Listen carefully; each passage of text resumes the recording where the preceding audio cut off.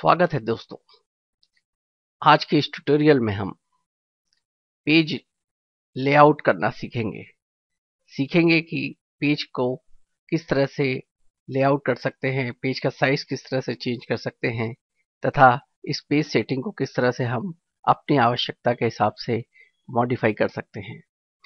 Page की settings को बदलने के लिए सर्वप्रथम पेज लेआउट ऑप्शन पर जाइए। पेज लेआउट ऑप्शन पर आपको मार्जिन्स दिखाई देगा। इस मार्जिन्स को क्लिक कर दीजिए।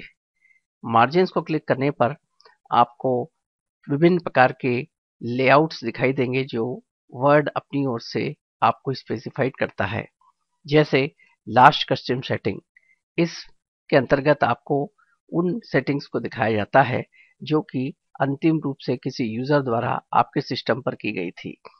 दूसरा है normal output, normal page layout, जिसके अंतर्गत top margin, bottom margin, left margin और राइट मार्जिन को 1-1 इंच सेट कर दिया गया है। तीसरा है नैरो मार्जिन।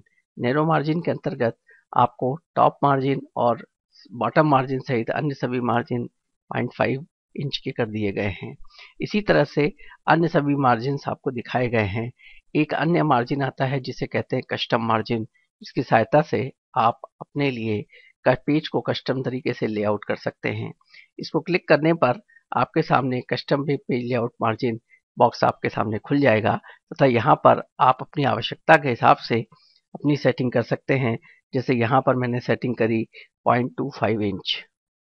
बॉटम मार्जिन में सेट करना चाहता हूँ 0.4 इंच। इसी तरह से लेफ्ट मार्जिन में सेट करना चाहता हूँ 0.4 तथा राइट मार्जिन में से सेट करना चाहता हूँ 0.5। इसी तरह से पेज का लेआउट में बदलकर पोर्ट्रेट या लैंडस्केप करना चाहता हूँ। ये सारी सेटिंग्स हम एक पेज के लिए कर रहे हैं या मिरर मार्जिन के लिए कर रहे हैं या 2 पेज के लिए कर रहे हैं, ये भी सेटिंग्स हम यहाँ से कर सकते हैं।